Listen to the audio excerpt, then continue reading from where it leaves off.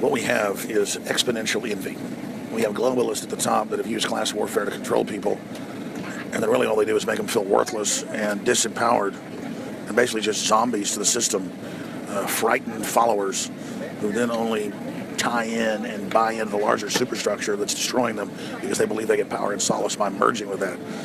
And one of the most clear-cut examples of this is the last 8 years. The Tea Party that was started by Ron Paul and the Liberty Movement, myself, and the listeners of this broadcast did get partially co-opted by the Republican Party. But then the left all came in and just branded it as completely racist, completely evil, and said that no one of any color was welcome at those because they don't want minorities who are the majority to have this birthright and this freedom and be able to continue in the steps of prosperity with low taxes, the right to self-defense, property rights, things like that. So it was a stroke of genius. The last 6-7 years, they were able to really brand it as if it was something bad, and so minorities felt like they couldn't be part of that. And now they've just expanded. But Trump began the last 2 years to break that, and we'd see 30-40% of the people at rallies being minorities. At our own rallies, it's like half in Cleveland. And that's what really shook up. I was watching the Mother Jones riders and other people that were there. They were really shook up, and they were looking at the crowd, and it was frightening the elite. It was really frightening the establishment. So now, while they're capitulating to the Trump victory and populism on the surface, all over the world they're going into overdrive, branding any type of populism by people that aren't blonde-haired, blue-eyed as racist.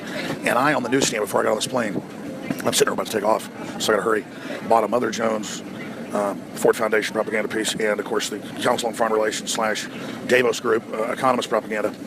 And literally, this is what the pseudo-intellectuals read.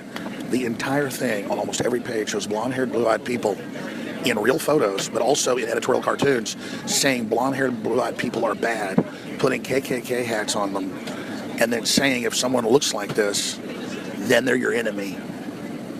And these are publications that mainly go to the white intelligentsia, so they can go out now and henpeck everyone into this submission.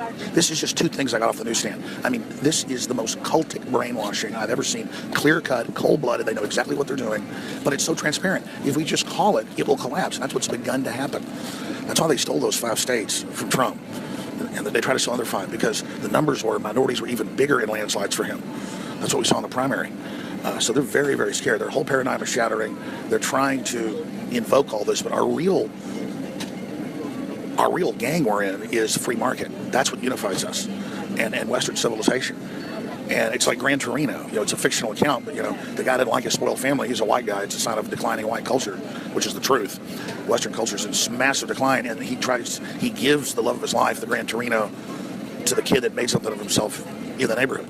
And that's not some affirmative action bull in the movie. It's like real. That's how it really works, folks. So they want to steal that birthright from everybody who's hardworking and a big part of America, telling you don't get to be part of it, telling you you're in their gang, you're under their control because you're a victim and they're going to take care of you and they know how to run your life. They're going to tell you how to talk and they're going to tell you what to do. So again, this is total desperation by the most scientific, cold-blooded, psychological warfare divisions of the Central Intelligence Agency. But most of the CIA is awake to this and now breaking with the whole deal. One other part to the psychological warfare of who they're targeting with these publications is a lot of people that read these aren't actual controller level. They don't understand the paradigm or the Hegelian dialectic. But clearly, they're inflicting a guilt complex in the publications on anyone who is white or has blonde hair. You notice they also have photos of women with blonde hair and blue eyes, but in the ads who are activists, and then they're the good person. So it shows them who are good, and it shows the corporations that are backing it, then it shows everyone else that's bad. So then you think, oh my God, I have this guilt, I need to submit to this. I know I'm saying the obvious here, but it's key that we know this, the public doesn't. And once they understand the trick, they get angry, and they break free of the programming, and then future programming only causes them to resist and entrench harder against the enemy.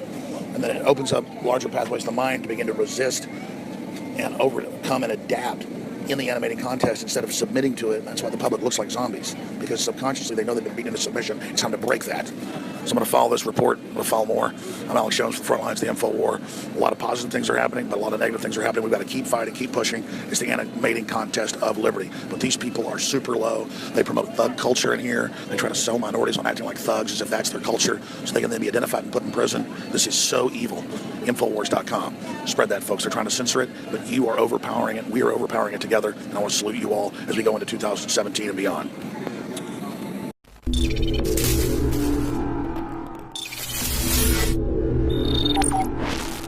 People have asked me for 20 years, Alex, Why don't you have firearms and firearms accessory sponsors? And the answer is it's a minefield. Well, in 2016, things changed. And Tennessee Arms, that is the founders, the inventors, the leaders, they defended it in court of the resin lowers with the brass inserts that in many cases go further than even aluminum or steel manufacturing. 30 to 60,000 rounds by third-party reviewers. This is the best system out there, and we're talking a third the price of leading competitors. This is how it works. You order, customized or straight from the factory, however you want it. It is shipped on the next business day to you and your family, and a percentage of the profit goes to fund the defense of this republic. You cannot lose. You're funding the info war. You're getting the highest quality product, the most tested, the most durable, the most certified, the most believed in. You need to have this true piece of America ready in minutes.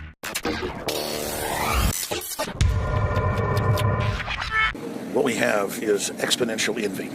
We have globalists at the top that have used class warfare to control people, and then really all they do is make them feel worthless and disempowered, and basically just zombies to the system, frightened followers who then only tie in and buy into the larger superstructure that's destroying them because they believe they get power and solace by merging with that. And one of the most clear-cut examples of this is the last 8 years. The Tea Party that was started by Ron Paul and the Liberty Movement, myself, and the listeners of this broadcast did get partially co-opted by the Republican Party. But then the left all came in and just branded it as completely racist, completely evil, and said that no one of any color was welcome at those because they don't want minorities who are the majority to have this birthright and this freedom and be able to